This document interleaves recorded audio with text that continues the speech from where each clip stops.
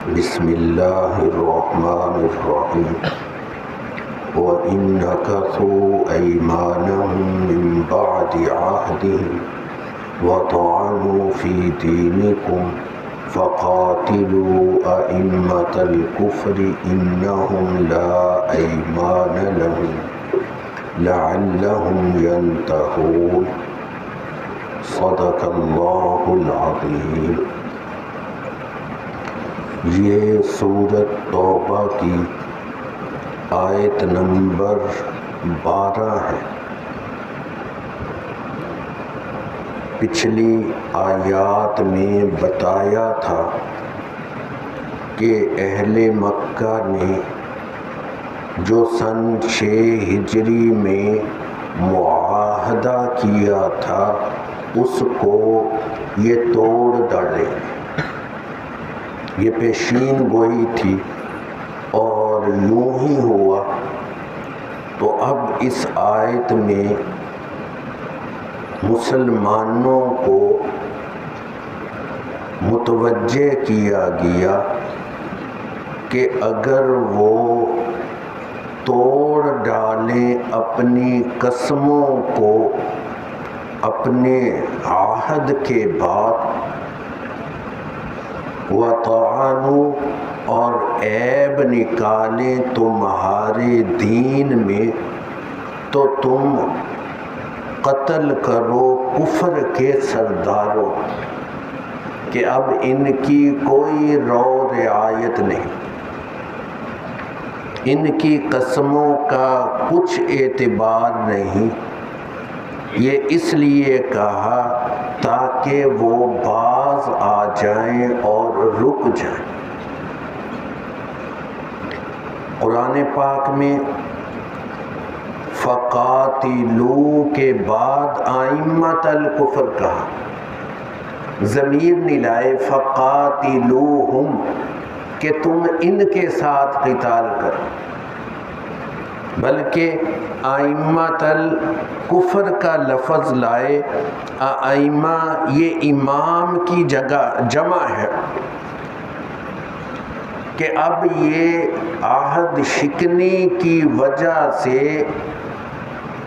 یہ کفر کے امام اور قائد ہو کر قتل کے مستحق ہو گئے۔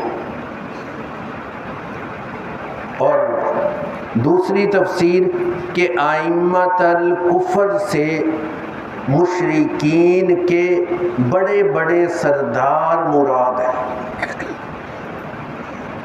کیونکہ مکہ کے قریش کے جو بڑے بڑے سردار تھے ان کا رعب اور دبدبہ جو تھا یہ دوسرے لوگوں کو بھی ایمان لانے سے مانے تھا۔ کہا کہ ان کو قتل کرو کہ ان کا رعب اور دبدبہ ختم ہو۔ تو تمام کفار کو ہی قتل کرنے کا حکم تھا، عہد شکنی کر رہے ہیں، عیب نکال رہے ہیں، تو خاص طور پر ان کے جو بڑے سرغنہ ہیں ان کی گردنیں دبوچی جائیں۔ یہاں سے یہ اصول نکلا۔ پھر ایک لفظ کہا وَطَعَنُوا فِي دِينِكُمْ کہ وہ دین میں طعن کریں، عیب لگائیں، برا بھلا کہیں، ان کو بھی قتل کرو۔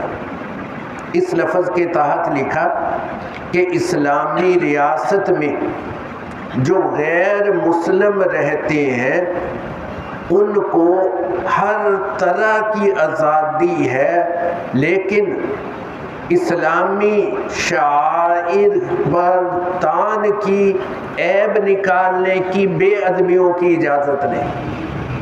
ہاں علمی طور پر کوئی ان کے دلائل ہیں، وہ ہمارے علماء سے بیٹھ کر بحث و مباحثہ کرے۔ کسی عیسائی کو شوق ہے تو وہ مناظرہ کر لے، کسی ہندو کو شوق ہے اس انداز سے بات کر لیں، لیکن تان کرنا دین کے کسی مسئلے پر، عیب نکالنا قرآن پاک کی، آپ صلی اللہ علیہ وسلم کی یا اور شاعر کی توہین کرنا، اس کی اجازت نہیں۔ اور پھر آخر میں کہا لعلہم ینتہون، یہ کس لیے ہے؟ اس لیے کہ وہ ان حرکتوں سے رک جائے۔ کوئی غصہ نکالنا مقصد نہیں ہے، جیسے عام بادشاہوں کا طریقہ ہوتا ہے۔ دیکھو ہندوستان میں ہندو مسلمانوں پر کس طرح ظلم کر رہے ہیں، ان کی حکومت ہے، ظلم کر رہے ہیں، غصہ نکال رہے ہیں۔ کیا ہمارے ملک کے اندر ہم مسلمان بھی ایسے کرتے ہیں عیسائیوں سے، ہندوؤں سے؟ یہاں تھوڑے ہندو رہتے ہیں، سکون سے وہ رہتے ہیں۔ لعلہم ینتہون، ہمارا جو جہاد ہے اور جو احکام ہے یہ اس لیے ہے کہ وہ اس سے باز آ جائے، باز آ کر مسلمان ہو جائے، پھر سینے سے لگا لیں گے۔ مسلمان نہ ہو، ذمہ بن کر رہے تو بھی ان کی وہ پوری رعایت کی جائے گی۔ یہ بات سمجھ آئی؟ لعلہم ینتہون سے اس پر آیت مکمل ہوئی۔